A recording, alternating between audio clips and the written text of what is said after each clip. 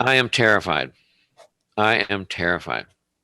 Yeah, that needs to be punctuated and set off all by its own self. That is the definition of PTSD.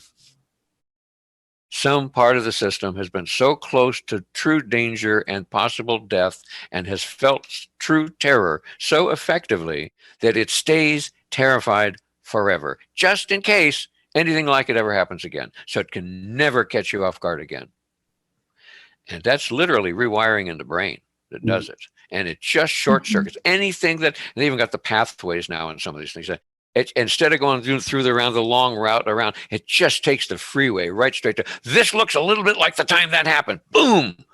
And you react to anything that resembles it instantly. And that means I am terrified all the time. Monday, Tuesday, Wednesday, all of them. I'm terrified. Right? Some part of me stayed terrified, won't quit being terrified until I find some other way to deal with this.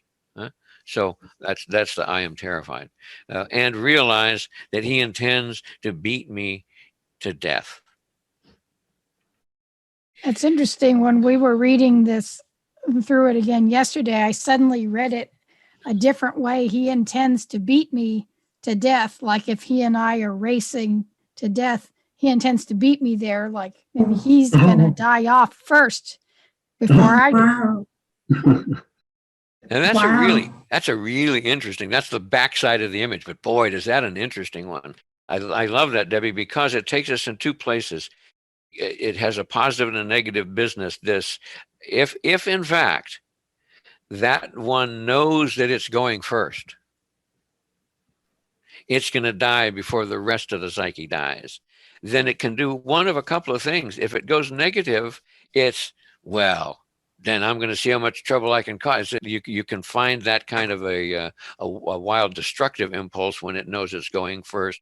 Or the positive side is, well, given that, if it knows it's going to go first, that means if you're willing to let go of your side of the split, that this one says, I'll meet you there. And so it could be an invitation to integration. It says, right, I'm going to beat you unto death. If you let your victim go, my abuser side is going to die, and it'll die right before you because you're in charge now. You've just taken control. And so I'm out. So it becomes a position of power. You're re-owning your own power. Re-owning your power. And that takes him out of the power.